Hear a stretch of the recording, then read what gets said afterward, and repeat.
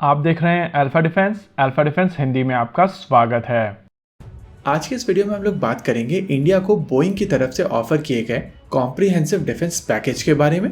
आप में से ज्यादातर लोगों को ये चीज पता होगी कि इंडियन डिफेंस मिनिस्टर और इंडियन एक्सटर्नल अफेयर्स मिनिस्टर दोनों 2+2 डायलॉग्स के लिए यूनाइटेड स्टेट्स ऑफ अमेरिका गए थे और इस विजिट के दौरान इंडिया के defence minister Rajnath Singh Raytheon और बोइंग के रिप्रेजेंटेटिव से मिले थे। इन मीटिंग्स के दौरान बोइंग की तरफ से एक कॉम्प्रिहेंसिव डिफेंस प्लान भारतीय डिफेंस मिनिस्टर को प्रेजेंट किया गया था। इस प्रेजेंटेशन को लेकर कुछ एक्सक्लूसिव डिटेल हम लोगों को मिली हैं जो हम आपके साथ में इस वीडियो के दौरान साझा करेंगे। इस मीटिंग के दौरान जो सबसे ज्यादा फोकस था वो FA-18 सुपर हॉर्नेट को लेकर था। बोइंग की तरफ से यह एयरक्राफ्ट इंडियन नेवी की रिक्वायरमेंट के लिए ऑफर किया जा रहा है। देश में बने एयरक्राफ्ट कैरियर INS विक्रांत के लिए आने वाले समय में एयरविंग अक्वायर की जाएगी और इस रिक्वायरमेंट के लिए फ्रेंच रफाल और American FA-18 Super Hornet race में है। प्रेजेंटेशन के दौरान बोइंग ने FA-18 सुपर हॉर्नेट को सबसे ज्यादा इकोनॉमिकल फाइटर के तौर पर प्रेजेंट किया था। अगर बोइंग ऑफिशियल्स की माने तो इस एयरक्राफ्ट की फ्लाइट पर आवर F-16 से भी कम है और ये चीज हम सब जानते हैं कि F-16 एक सिंगल इंजन फाइटर जेट है, यानी कि 2 इंजन होने के बावजूद FA-18 सुपर हॉर्नेट की operational cost single engine fighter jet से कम है। साथ ही साथ इस एयरक्राफ्ट की एक्विजिशन कॉस्ट को कम करने के लिए और इंडियन इकोनॉमी के ऊपर बर्डन ना पड़े उस चीज को ध्यान में रखते हुए बेटर फाइनेंशियल ऑप्शंस भी प्रेजेंट किए गए थे। इनफैक्ट लो कॉस्ट फाइनेंसिंग को लेकर एक पूरी प्रेजेंटेशन इंडियन डिफेंस मिनिस्टर को दी गई थी। अगर कैपेबिलिटी एंगल पर बात की जाए तो बोइंग की तरफ से कहा गया है कि यह एयरक्राफ्ट भारतीय नौसेना को एक फोर्स मल्टीप्लायर ऑप्शन देने वाला है।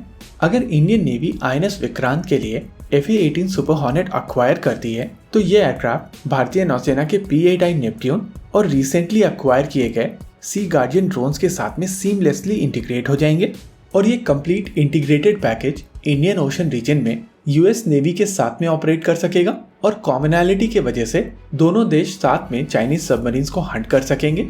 बोइंग की तरफ से जो दूसरे प्लेटफॉर्म को लेकर फोकस किया गया था वो था F-15EX। यह एयरक्राफ्ट इंडियन एयरफोर्स को ऑफर किया गया है।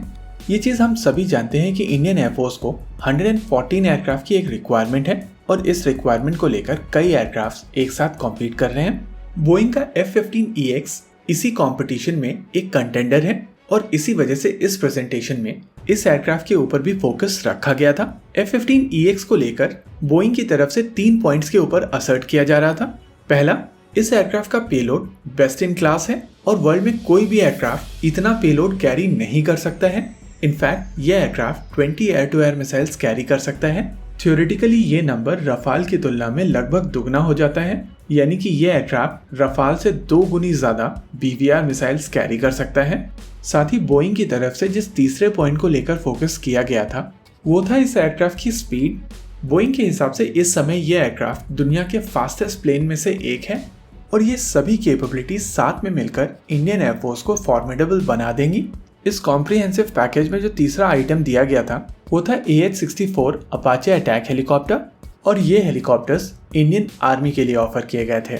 ये चीज हम सभी जानते हैं कि Indian army already 6 helicopter order कर चुकी है और इस प्रेजेंटेशन के दौरान बोइंग की तरफ से जो अपना इंटरनल असेसमेंट दिया गया था उसमें प्रेजेंट किया गया था कि इंडियन आर्मी की रिक्वायरमेंट 6 हेलीकॉप्टर से कई ज्यादा की है।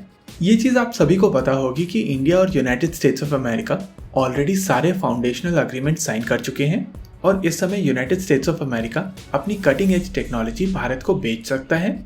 इसी लाइन में इंडिकेशंस थे कि भारत के साथ में एक डेटा लिंक को लेकर भी करार हो सकता है, जिसके बाद अपाचे भारतीय हेलीकॉप्टर्स के साथ में सीमलेसली डेटा ट्रांसफर कर सकेगा और अपाचे में यूज होने वाला लॉन्गबो रेडार जो एक समय पर 256 टारगेट्स को डिटेक्ट कर सकता है वो LCH को बताएगा कि कहां पर कौन सा टारगेट है और किसके ऊपर ATGM मारनी है।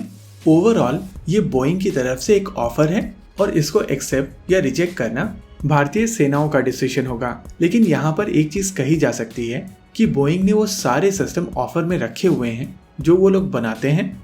ओवरऑल ये ऑफर ये चीज दर्शाता है कि भारत और यूनाइटेड स्टेट्स ऑफ अमेरिका के रिलेशनशिप पिछले कुछ सालों में किस तरीके से चेंज हुई है। इसी के साथ आज के इस वीडियो में रखते हैं केवल इतना ही। वीडियो को अंत तक देखने के लिए धन्यवाद। देखते रहिए अल्फा डिफेंस। जय हिंद।